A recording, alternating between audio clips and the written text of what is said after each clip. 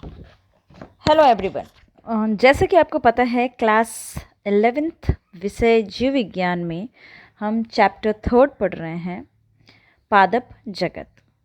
और इसके अंतर्गत मैंने आपको शैवाल पादप जगत को 5 वर्गों में बांटा गया है। शैवाल, ब्रायोफाइटा, टेरिडोफाइटा, जिम्नोस्पर्म, एंजियोस्पर्म, जिसमें हमने शैवाल के बारे में पढ़ा था। व्हिटेकर ने सजीवों को 5 जगत में बांटा। वर्गीकरण पद्धति के अनुसार व्हिटेकर ने वर्गीकरण किया, 5 जगत बनाए सजीवों की। ओके, 5 जगत में मोनेरा, प्रोटिस्टा, फंजाई, प्लांटिया और एनिमेला रखा, जिसमें मोनेरा, प्रोटिस्टा, फंजाई के बारे में हम पिछले अपने कुछ वीडियो में पढ़ चुके हैं। अब ये जो वीडियो चल रहा है, पिछला वीडियो और इस वीडियो के अंदर हम प्लांटिया के बारे में पढ़ रहे हैं। पादप जगत, प्लांटिया, पादप जगत। ओके, तो पादप जगत के अंदर आपको पता ही है कि हम जिनके बारे में पढ़ रहे हैं वो बहुकोशिकीय हैं, यूकैरियोटिक है, प्रकाश संश्लेषण कर सकते हैं, वो उत्पादक हैं अर्थात प्रकाश संश्लेषण कर सकते हैं तो अपना खाना स्वयं बनाते हैं, तो स्वपोषी भी हैं। तो हम ऐसे ही जगत के बारे में पढ़ रहे हैं। ऐसे जगत को कहा गया है पादप जगत। और पादप जगत के अंदर कई अलग अलग तरीके के पादप होते हैं। उन सभी पादपों को उनके लक्षण के अनुसार, उनके आर्थिक महत्व के अनुसार, उनके हैबिटेट, उनके रहने के आवास के अनुसार उनको अलग अलग तरीके से वर्गीकृत किया गया है। तो उनको अलग अलग 5 वर्गीकरण में रखा गया है। शैवाल, ब्रायोफाइटा, टेरिडोफाइटा, जिम्नोस्पर्म यानी कि अनावर्त बीजी, एंजियोस्पर्म यानी कि आवर्त बीजी। पिछले अपने वीडियो में हमने शैवाल के बारे में पढ़ा।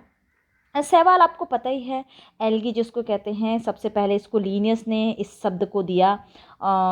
इसको हम अंग्रेजी भाषा में अंग्रेजी भाषा में इसको pond scum, water moss, frog split भी कहते हैं। और सामान्य भाषा में आप आमतौर पे भाषा जो बोलचाल में ली जाती है उसको काई कहते हैं, कांजी कहते हैं। आप देखा होगा जहाँ पर फिसलन होती है, पानी होती है, वहाँ हरी हरी काइयाँ लग जाती हैं। शैवाल को हमने परिभाषित किया था, ऐसा पादप जो पर्णहरित युक्त है, जो स्वपोषी है, जिसमें थैलस होते हैं। थैलस का मतलब मैंने बताया था, ऐसा पादप शरीर जिसमें मूल, स्तंभ और पर्णों में विभाजित नहीं हो। इसमें कोशिकीय विभेदन नहीं होता, संवहन उत्तक नहीं पाया जाता, है ना। तो ये हमने इनके बारे में पढ़ा था। ये मुख्यतः जलीय होते हैं। तो ये थोड़ा मुख्य कुछ लक्षण थे जो हमने शैवाल के किए थे। शैवाल को आगे वर्गीकृत किया गया है 3 भागों में, जो मैंने पिछली बार आपको बताया था। हरे शैवाल, भूरे शैवाल और लाल शैवाल। हरे, भूरे और लाल शैवाल। हरे शैवाल को कहते हैं क्लोरोफाइसी, जिसमें क्लोरोफिल ए और बी मिलते हैं। फियोफाइसी और रोडोफाइसी। फियोफाइसी ब्राउन रंग के वर्णक पाए जाते हैं, भूरे कलर के। ओके, और रोडोफाइसी लाल रंग के शैवाल। तो शैवाल का हम कर चुके थे। शैवाल के बारे में हमने पिछले अपने वीडियो में बात की थी। लेकिन अब हम चल रहे हैं पादप जगत के अंतर्गत जो पादपों का समूह लक्षणों के आधार पर लिया गया है। अब हम दूसरे पादप को 5 वर्गों में रखा गया, शैवाल, ब्रायोफाइटा, टेरिडोफाइटा, जिम्नोस्पर्म, एंजियोस्पर्म में से हम दूसरे वर्गीकरण को पढ़ रहे हैं। जो पादप को 5 वर्गों में बांटा गया है उसका दूसरा वर्ग है ब्रायोफाइटा। तो आज हम लेंगे ब्रायोफाइटा, जिसको एम्फीबियन जगत भी कहा जाता है, अर्थात पादप जगत का उभयचर भी कहा जाता है इसको। ओके, तो पादप जगत का उभयचर इसको इसलिए कहा जाता है क्योंकि यह जल और थल दोनों पे उगते हैं। तो चलिए इसके बारे में पढ़ते हैं। तो आज का टॉपिक हमारा है ब्रायोफाइटा। पाठ 3 पादप जगत के अंतर्गत शैवाल हमने पढ़ लिया था। शैवाल को 3 भागों में विभाजित किया गया था, क्लोरोफाइसी, फियोफाइसी, रेडोफाइसी। आज हम ले रहे हैं ब्रायोफाइटा। ब्रायोफाइटा के लक्षण देखिए। ब्रायोफाइटा एक यूनानी शब्द से बना है। ब्रायो का मीन्स होता है मॉस बॉडी, मॉस, और फाइटन का मतलब होता है पादप से मिलकर बना। यूनानी शब्द ग्रीक भाषा से बना है, ब्रायो एंड फाइटा। मॉस और फाइटन का मतलब होता है पादप से मिलकर बना। तो ब्रायोफाइटा का मतलब हो गया ऐसा पादप जो मॉस के रूप में है, मॉस जैसा पादप। ओके, ब्रायोफाइटा नाम सबसे पहले दिया था ब्राउन ने। सबसे पहले इनका नाम ब्राउन ने दिया था। और ब्रायोफाइटा विज्ञान के जिस शाखा के अंतर्गत पढ़ी जाती है उस शाखा को कहते हैं bryology. Okay, father of Indian bryologist का नाम है S.R. कश्यप। प्रोफेसर शिवराम कश्यप जो थे वो भारतीय ब्रायोफाइटा का जनक उनको माना जाता है। ब्रायोफाइटा पर अगर उन्होंने ढंग से जो स्टडी की उसके हिसाब से उन्होंने ब्रायोफाइटा का सर्वाधिक प्रकाशन डाला liverwort of western Himalaya and Punjab plains first and second पे। लिवर्डवर्ट के बारे में उन्होंने वेस्टर्न हिमालय की पढ़ाई की और स्टडी किया, उसके बारे में जाना। ब्रायोफाइटा को जैसे मैं बता चुकी सबसे इम्पॉर्टेंट उभयचर, पादप जगत का उभयचर कहा जाता है इसको। बहुत इम्पॉर्टेंट फीचर से याद रखिएगा, पादप जगत का उभयचर यानी एम्फीबियन किंगडम भी इसको कहते हैं। ओके, कारण क्योंकि यह स्थल पे भी उगते हैं और जल में भी, नम जगहों पे भी, क्योंकि इस वर्ग के पादप स्थलीय छोटे व प्राय छायादार स्थान पे उगते हैं और नम आवासों में भी उगते हैं। और सबसे इम्पॉर्टेंट बात, जैव विकास की कड़ी में इन पादपों में सबसे पहले भूमि पर अपना जीवन चक्र पूरा करने में सफलता प्राप्त की। तो जैव विकास चक्र में इनका बहुत महत्वपूर्ण भूमिका है।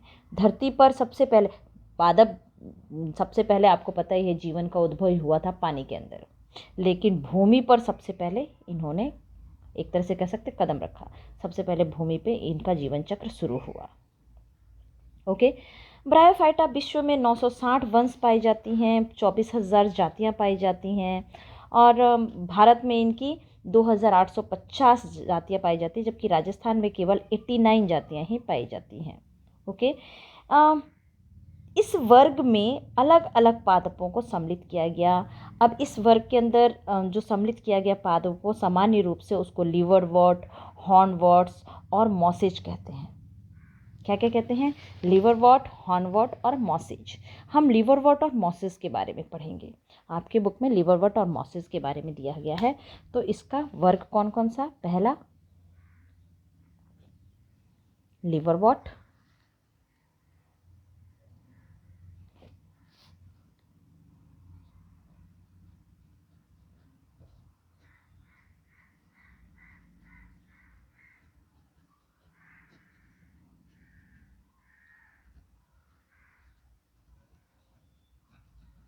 लिवरवर्ट और दूसरा है मॉसेज।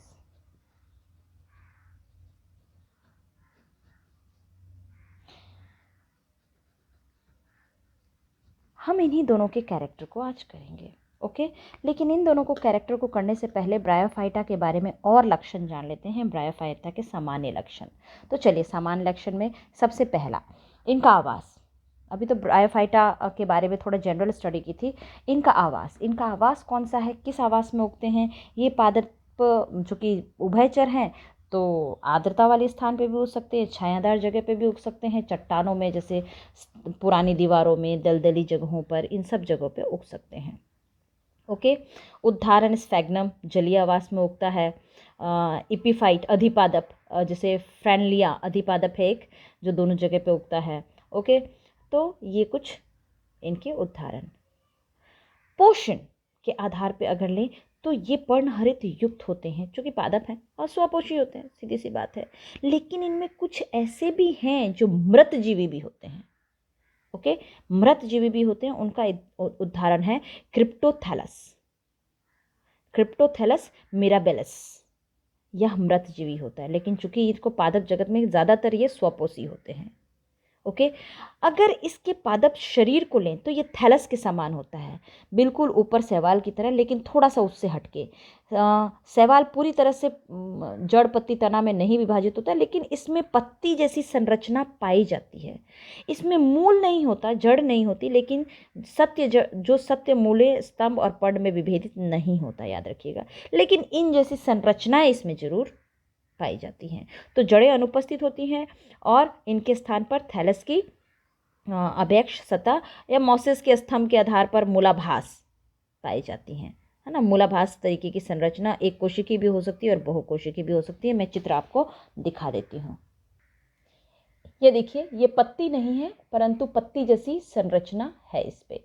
ओके, और ये मूलाभास, ये जड़ दिख रहा है, जड़ जैसी संरचना मूलाभास। ओके, ये जेमा कैप के बारे में भी हम पढ़ेंगे। इनकी जनन धानियाँ होती हैं, जननांग होते हैं, जो जेमा कैप के रूप में होते हैं, वो हम बाद में पढ़ेंगे।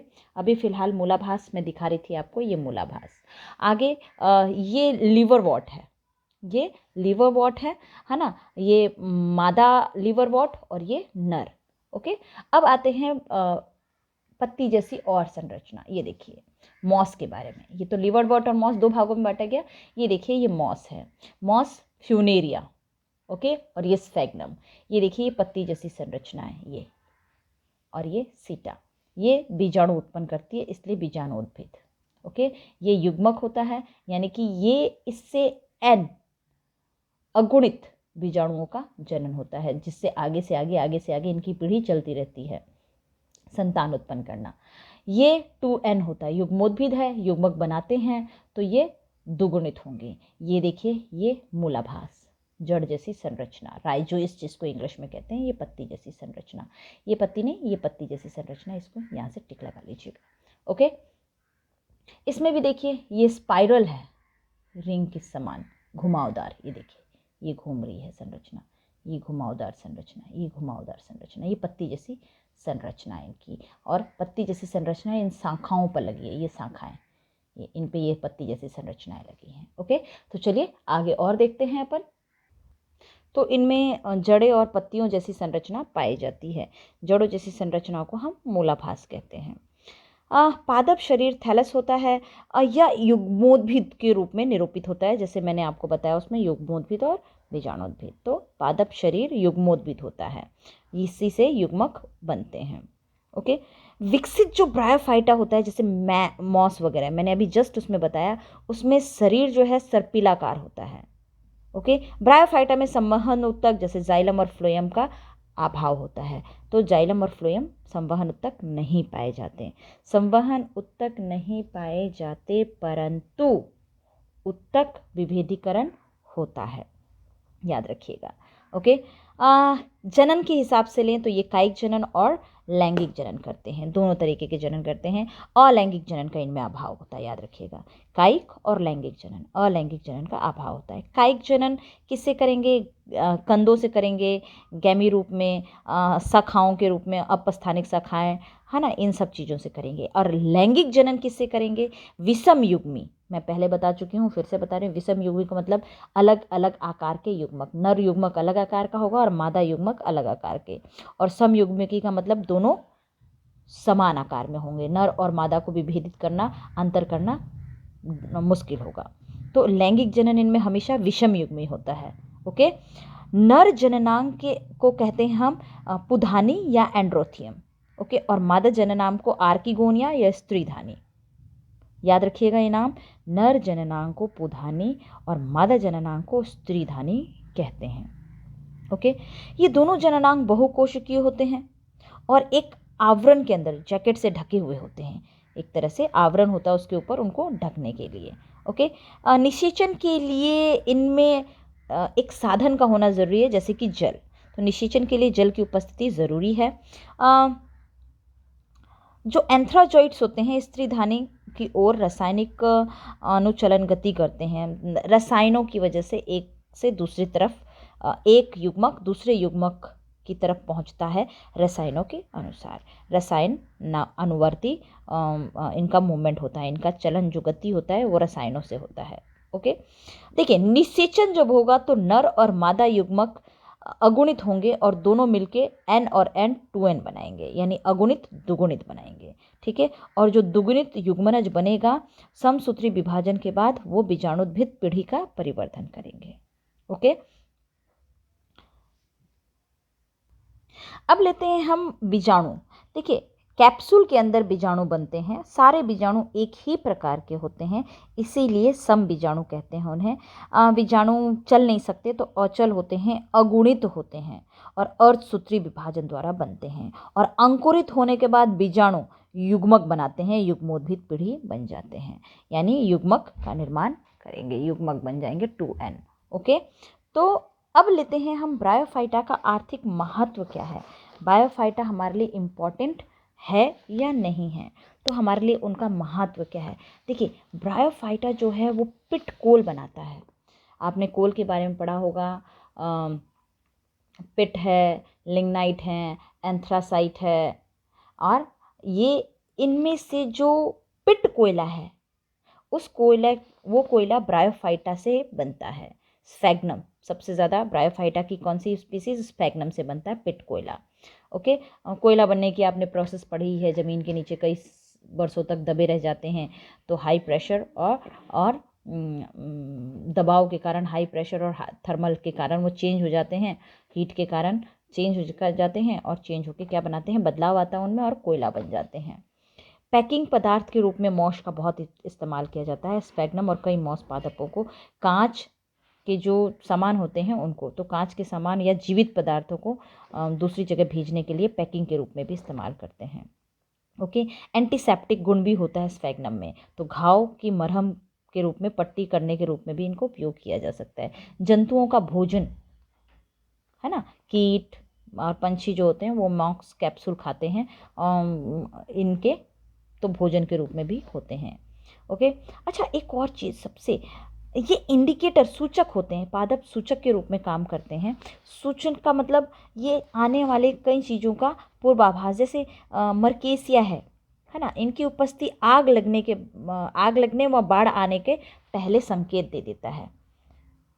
ओके, तो ये संकेतक भी होते हैं। ब्रायम है, वो क्या करता है, क्षारीय दर्शाता है। मैं कोई भी चीज़ क्षारीय होगा तो उससे पता चल जाएगा कि उसके अंदर डालते ही ये सूचकों के रूप में परिभाषित करेगा और ये बता देगा कि ये क्षारीय माध्यम है, अपने आप को परिवर्तित कर लेगा उसमें। ओके, तो ये इनका आर्थिक महत्व है। ये पिट कोयले बनाने में, पैकिंग के रूप में, ये एंटीसेप्टिक के रूप में, जंतु आहार के रूप में, पादप सूचक के रूप में इनका आर्थिक महत्व है। ओके, अब हम ले रहे हैं इसको जो दो वर्ग में बांटा गया है, लिवरवॉर्ट्स और मॉसेज, इनके लक्षण। ओके, देखिए, लिवरवॉर्ट की हम बात कर रहे हैं तो ये नमी, छायादार जगह पे, नदी के किनारे, दलदल वाली जगह पे, गीली मिट्टी में, पेड़ की छालों पर पाया जाएगा।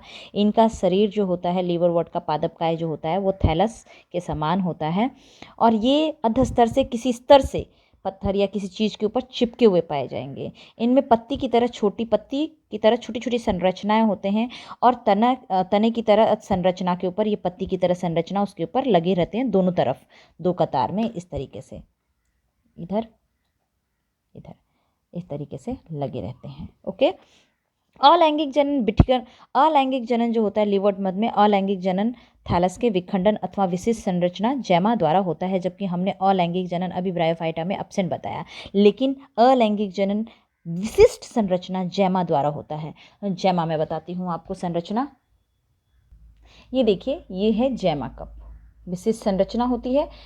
विशिष्ट संरचनाओं द्वारा, जैसे जैमा कप कहते हैं, ये हरी होती है, बहुकोशिकीय होती है, इसे अलैंगिक कलियां कहते हैं ना, छोटे छोटे पात्रों के समान होती है, इसे जैमा कप कहते हैं। ये अपने पैतृक पादप से अलग हो जाती हैं और नया पादप उग जाता है इनसे। अब लैंगिक जनन के दौरान नर और मादा लैंगिक अंग जो होते हैं या तो एक ही पादप पे उगते हैं या अलग अलग पादप पे। जैसे इसमें देखिए, स्त्री धानीधर और पुधानीधर, नर और मादा अलग अलग हो सकते हैं। ओके, ये कैप्सूल के समान संरचना होता है और इन्हीं के अंदर स्पोर बनते हैं, और स्पोर अंकुरन के बाद पूरा पादप शरीर बनता है, यानी कि युग्मोद्भिद बनता है। ओके, तो ये हुआ हमारा लिवरवॉर्ट। अब लिवरवॉर्ट के बाद हम चल रहे हैं मॉस। ओके, मॉस के लक्षण क्या क्या हैं।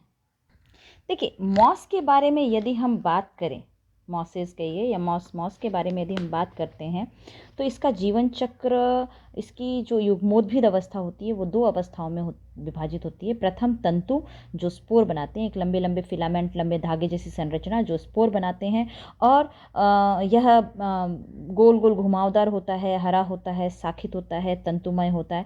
जबकि दूसरी अवस्था पत्ती की तरह होती है जो प्रथम तंतु से कलिका के रूप में साइड पे उगी हुई होती है, और इसमें एक सीधी पतली तना सा होता है, और ये बहुकोशिकीय होती हैं, शाखित होती हैं, मूलाभास द्वारा मिट्टी से जुड़ी रहती हैं। जड़ नहीं होता, जड़ जैसी संरचना मूलाभास। ओके। और लैंगिक अंगों का विकास इनमें अच्छे से होता है। लैंगिक अंग का विकास इसी अवस्था में हो जाता है। ओके। पार्श्वकलिका। मॉस में कायिक जनन द्वितीय प्रथम तंतु के विखंडन तथा मुकुलन द्वारा होता है, याद रखिएगा। प्रथम जो तंतु बनते हैं उसके विखंडन और मुकुलन द्वारा। और लैंगिक जनन में लैंगिक अंग होते हैं पुधानी और स्त्रीधानी। पुधानी से नर युग्मक और स्त्रीधानी से मादा युग्मक होती हैं, जो कि पादपकाय के एकदम चोटी पे होती हैं, ऊपर की ओर स्थित होती हैं। ओके। और निषेचन के बाद युग्मनज का निर्माण होता है, और युग्मनज से स्पोरोफाइट विकसित हो जाते हैं, यानी कि युग्मोद्भिद। ओके। तो मॉस में स्पोरोफाइट लिवर फाट की अपेक्षा अधिक विकसित होता है, और कैप्सूल में वही स्पोर बनता है, और स्पोर आगे अंकुरित होकर के मुख जीवाणु यानी युग्मोद्भिद का निर्माण करता है। इसका सामान्य उदाहरण है फ्यूनेरिया तो और स्पेग्नम। तो मैं आपको चित्र दिखा देती हूँ इसका। हम ये चित्र पहले देख चुके हैं, परंतु इस चित्र से आराम से आपको समझ आ जाएगी। ये देखिए, ये शाखित पत्तों के समान एक दोनों ओर से लेटरल लगी हुई हैं, और ये सर्पिलाकार, और ये स्त्रीधानी शाखाएं इस तरीके के सर्पिल होती हैं। ये युग्मोद्भिद, और ये बीजाणु उत्पन्न करने का एक सीटा के रूप में अलग से तंतु के समान संरचना। ओके। ये उदाहरण है मॉस का। ये है फ्यूनेरिया, युग्मोद्भिद और बीजाणुद्भिद, और ये है स्फेग्नम। ओके। तो ये हमारा आज का ब्रायोफाइटा के दोनों ब्रायोफाइटा को जो दो वर्गों में बांटा गया, लिवरवॉर्ट और मॉस थे, जिनके लक्षण हमने किए। ब्रायोफाइटा के समान लक्षण हमने किए। ब्रायोफाइटा उभयचर पादप जगत का एक उभयचर पादप है, जो छायादार नम स्थानों पर उग सकता है, वृक्षों के स्तंभ पर, पुरानी सब जगह उग सकता है। आपको पता ही है कि ये जो है इसकी स्टडी को, ब्रायोफाइटा की स्टडी को ब्रायोलॉजी कहते हैं। और ब्रायोफाइटा के जनक जो थे, फादर ऑफ इंडियन ब्रायोलॉजिस्ट, किसको कहा गया? प्रोफेसर कश्यप को। ओके। जैव विकास की कड़ी में सबसे पहले भूमि पर इन्होंने ही अपना जीवन चक्र स्टार्ट किया। ओके। पूर्ण करने में यही सफल रहे, इन्हीं से जीवन चक्र शुरू हुआ। ओके। ब्रायोफाइटा नाम किसने दिया, ये टर्म किसने दिया? ब्राउन ने। ओके। ये ब्राउन ने दिया। और इनमें कायिक जनन, लैंगिक जनन दोनों होते हैं। कुछ खास कायिक जनन अभी हमने लिवरवॉर्ट में देखा कि अलैंगिक जनन जैमा कैप्सूल द्वारा हो रहा था, तो एक विशिष्ट संरचना द्वारा अलैंगिक जनन हो सकता है, लेकिन उसको कायिक जनन के अंदर भी उसको मुख्यतः कायिक जनन में लेते हैं, अलैंगिक जनन में ले सकते हैं। अलैंगिक जनन